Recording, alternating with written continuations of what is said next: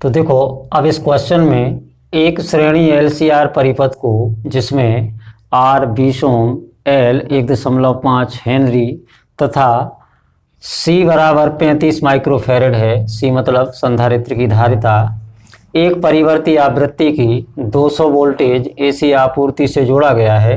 जब आपूर्ति की आवृत्ति परिपथ की मूल आवृत्ति के बराबर होती है तो एक पूरे चक्र में स्थानांतरित की गई माध्य शक्ति कितनी होगी।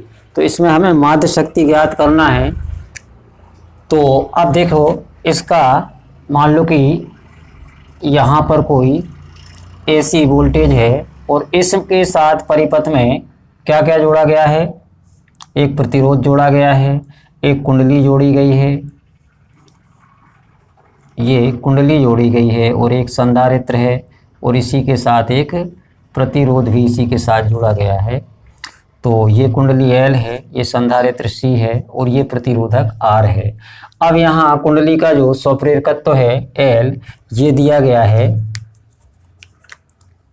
1.5 हेनरी और संधारित्र की धारिता दी गई है 35 माइक्रोफैरड और यहाँ पर जो प्रतिरोध है, रेजिस्टेंस है, ये दिया गया है 20 ओम।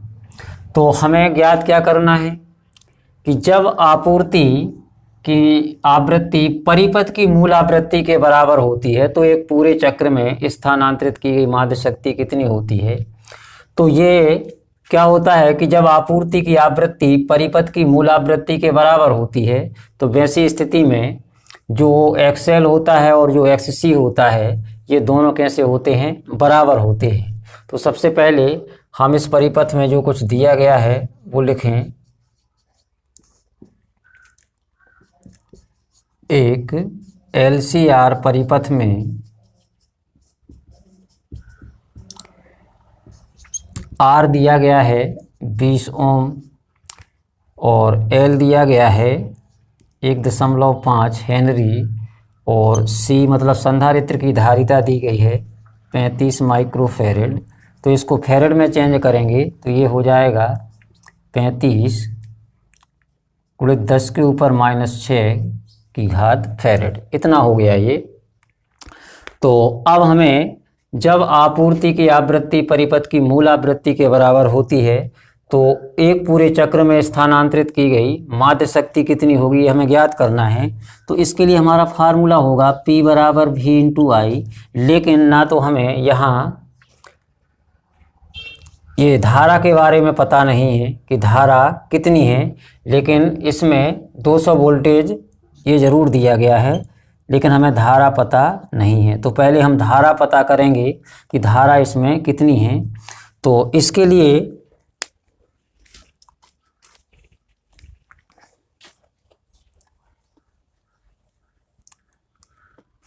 हमें धारा का फार्मूला लगाना होगा। धारा का फार्मूला क्या होगा, I equal to V upon Z। Z मतलब इसलिए क्योंकि LCR परिपथ मतलब जब परिपथ में कुंडली, संधारित्र और प्रतिरोध तीनों जुड़े हुए हों तो उसके प्रतिरोध को फिर हम क्या बोलते हैं, प्रतिबाधा बोलते हैं, जिसको Z से दर्शाया जाता है।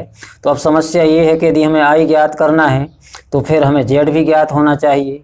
तो इसके लिए ये फार्मूला भी हम बाद में यूज करेंगे, इसके पहले हम प्रतिबाधा का फार्मूला यूज करेंगे।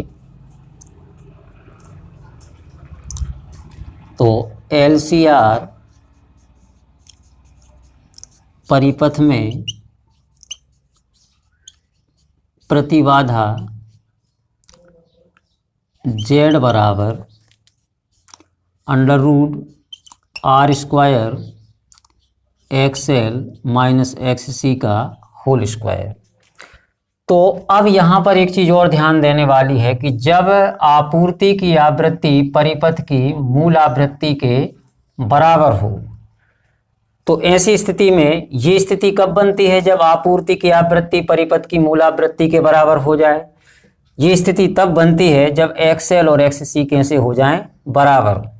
तो इस स्थिति को अनुनाद की स्थिति भी कहा जाता है। तो इसको हम लिखेंगे लेकिन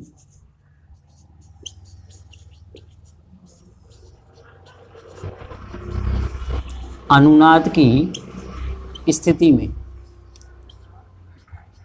अनुनाद की स्थिति में XL बराबर होता है XC के। तो जब XL और XC बराबर हो जाएंगे तो ये फार्मूला हमें कितना मिलेगा, हम Z बराबर R स्क्वायर प्लस XL और यहाँ भी XL कर दें तो हमें क्या मिलेगा, Z बराबर under root R square plus यहाँ से यहाँ स्क्वायर है तो यहाँ से तो हमें 0 ही प्राप्त होगा। तो Z बराबर केवल R स्क्वायर बचेगा तो यहाँ हो जाएगा Z बराबर केवल R, अंडर रूट और स्क्वायर दोनों हट जाएंगे। मतलब जब आपूर्ति की आवृत्ति परिपथ की मूल आवृत्ति के बराबर होगी उस कंडीशन को हम अनुनाद की स्थिति बोलते हैं। तो अनुनाद की स्थिति में जो Z है वो R के बराबर आ गया, तो Z R के बराबर आ गया, मतलब R बराबर कितना दिया गया है, 20 ओम दिया गया है। तो इस कंडीशन में इस परिपथ की जो प्रतिबाधा है Z वो कितनी आ जाएगी, 20 ओम आ जाएगी।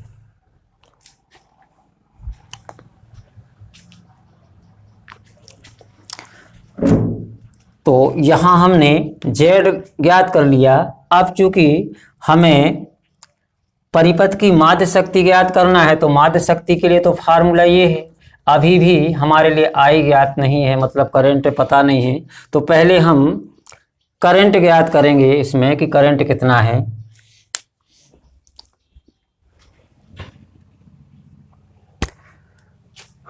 तो करंट ज्ञात करने के लिए अब हम करेंगे इसको